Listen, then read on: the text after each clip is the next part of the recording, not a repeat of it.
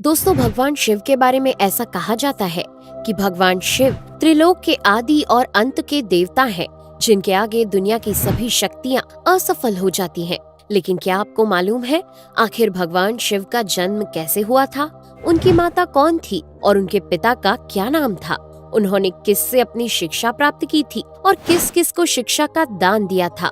अगर नहीं तो चलिए, क्योंकि इस वीडियो के माध्यम से हम आपके इन्हीं सभी सवालों का जवाब देने वाले हैं, इसलिए प्लीज इसे स्किप किए बिना एंड तक जरूर देखना।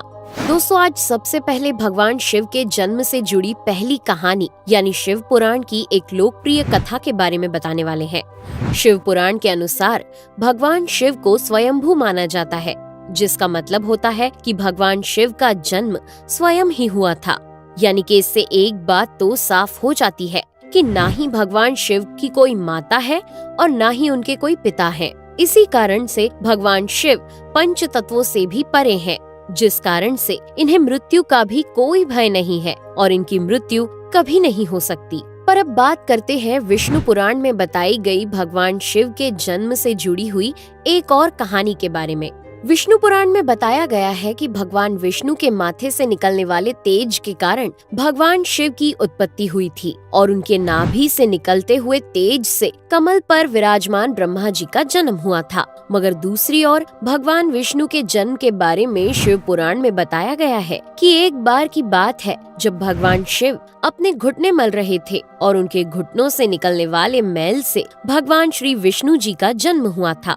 पर अगर ऐसा हुआ है तो विष्णु पुराण और शिव पुराण एक दूसरे से बिल्कुल अलग हैं। इस कथा के अलावा भगवान शिव के जन्म की एक और पौराणिक कथा काफी ज्यादा पॉपुलर है, जिसे शायद आपने बड़े बुजुर्गों से सुना होगा। पर अगर नहीं सुना तो आपकी जानकारी के लिए बता दें कि एक बार की बात है जब भगवान विष्णु और परम ब्रह्मा जी के बीच इस बात पर बहस छिड़ गई थी कि आखिर इस संसार में सबसे महान कौन है। और जब भगवान विष्णु और भगवान ब्रह्मा इस बात को लेकर बहस कर रहे थे तो एक जलते हुए खम्बे के रूप में महादेव उनके बीच आए थे। दोस्तों, वो दोनों इस रहस्य को नहीं समझ पाए और तभी अचानक से एक आवाज आई जिसने कहा कि जो भी इस खम्बे का छोर ढूंढ लेगा वही सबसे महान कहलाएगा।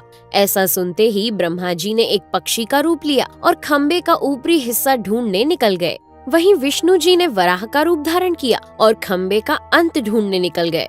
बहुत देर तक खोजने के बाद भी दोनों में से किसी को भी खम्बे का छोर नहीं मिला और दोनों हार मानकर वापस आ गए। जिसके बाद भगवान शिव अपने असली रूप में आए और फिर भगवान विष्णु और ब्रह्मा जी ने ये मान लिया कि महादेव ही सबसे महान और शक्तिशाली हैं। इनसे बड़ी शक्ति इस दुनिया में कोई नहीं है। इसके साथ ही शिव पुराण में बताया गया खम्बा इस बात को दर्शाता है कि ना ही भगवान शिव जन्मे थे और ना ही उनका कोई अंत है। और एक कारण तो यही है कि भगवान शिव को स्वयंभू कहा जाता है, यानी भगवान शिव का अंत है ही नहीं, वे अमर हैं। अब हम बात करते हैं भगवान शिव से जुड़े एक ऐसे विषय के बारे में जो सबसे ज्यादा प्रसिद्ध है कि क्या भगवान ब्रह्मा भगवान शिव के पिता हैं?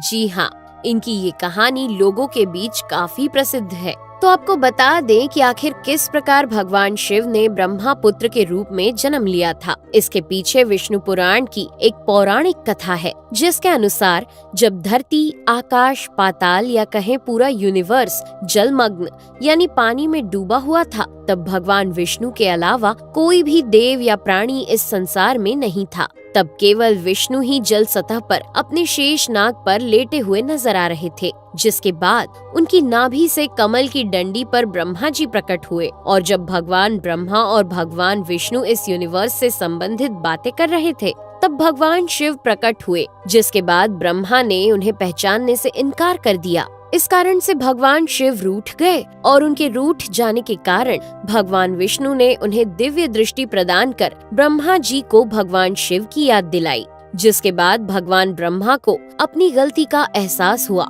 और शिव से क्षमा मांगते हुए उन्होंने उनसे अपने पुत्र रूप में पैदा होने का आशीर्वाद मांगा। जिस कारण से भगवान शिव ने भगवान ब्रह्मा की प्रार्थना को स्वीकार करते हुए उन्हें ये आशीर्वाद दे दिया। लेकिन इसके बाद जब भगवान ब्रह्मा ने इस सृष्टि की रचना शुरू की तो उन्हें एक बच्चे की जरूरत पड़ी और तब उन्हें भगवान शिव का आशीर्वाद ध्यान आया। जिसके लिए भगवान ब्रह्मा ने तपस्या की और बालक के रूप में भगवान शिव उनकी गोद में रोते हुए प्रकट हुए। आपको बता दें कि ये भगवान शिव का एकमात्र बाल रूप है। जब भगवान ब्रह्मा ने उनके रोने का कारण पूछा तो उन्होंने बताया कि उनका कोई नाम नहीं है। तब भगवान ब्रह्मा ने भगवान शिव का नाम रुद्र रख दिया, जिसका मतलब होता है रोने वाला। पर इसके बावजूद भी भगवान शिव चुप नहीं हुए, इसलिए ब्रह्मा ने उन्हें दूसरा नाम दिया। पर शिव को वो नाम भी पसंद नहीं आया और फिर भी वे चुप नहीं हुए। इस तरह शिव को चुप कराने के लिए भगवान ब्रह्मा ने भगवान शिव को 108 नाम दिए थे, जो रुद्र, शर्व, भाव, उग्र, भीम, पशुपति, ईशान और महादेव जैसे नाम थे। और शिव पुराण के अनुसार उनके ये नाम पृथ्वी पर लिखे गए थे।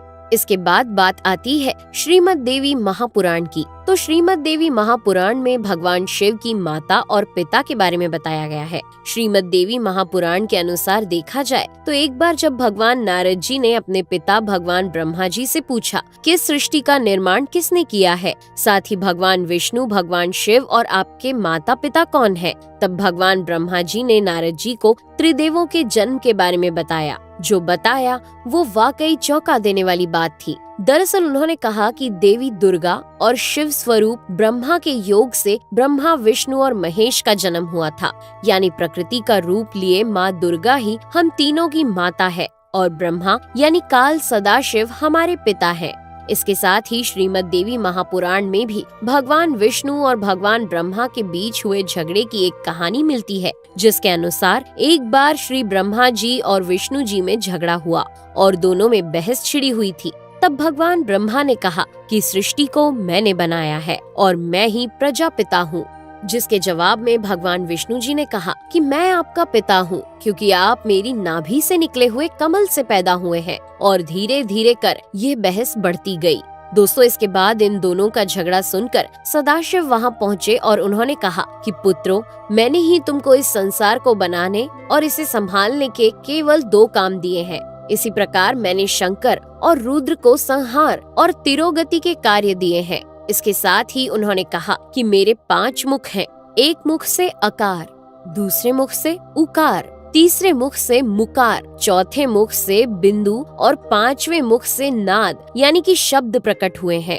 उन्हीं 5 को एक साथ मिलाकर देखा जाए तो एक अक्षर ओम बनता है, जिसे आज हम सभी भगवान शिव के मूल मंत्र के रूप से जानते हैं। इतना कहने के बाद भगवान ब्रह्मा और विष्णु दोनों ही समझ गए कि भगवान शिव से ज्यादा शक्तिशाली इस दुनिया में कुछ भी नहीं है और दोनों ने भगवान शिव को प्रणाम किया और चले गए। चलिए दोस्तों, अब जब आप भगवान शिव के बारे में इतना तो जान ही चुके हैं, तो क्या आपको पता है कि आखिर भगवान शिव ने किससे शिक्षा प्राप्त की थी और उनके गुरु कौन थे?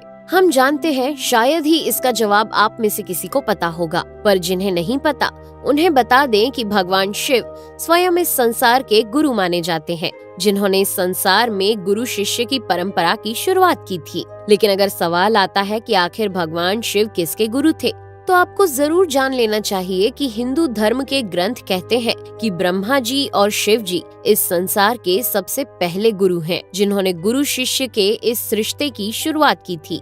जहां भगवान ब्रह्मा ने अपने मानस पुत्रों को शिक्षा प्रदान की थी, वहीं भगवान शिव ने अपना ज्ञान केवल अपने 60 शिष्यों को दिया था। यानी भगवान शिव 60 शिष्यों के गुरु थे और वे जिन शिष्यों के गुरु थे उन्हें आज के समय में सप्त ऋषियों का दर्जा दिया गया है। तो दोस्तों, ये थे भगवान शिव के जन्म से जुड़े हुए कुछ फैक्ट्स, जो आपको कैसे लगे हमें कमेंट करके जरूर बताइए। साथ ही अगर आपको वीडियो पसंद आया हो तो इसे लाइक और चैनल को सब्सक्राइब करना बिल्कुल ना भूलें। धन्यवाद।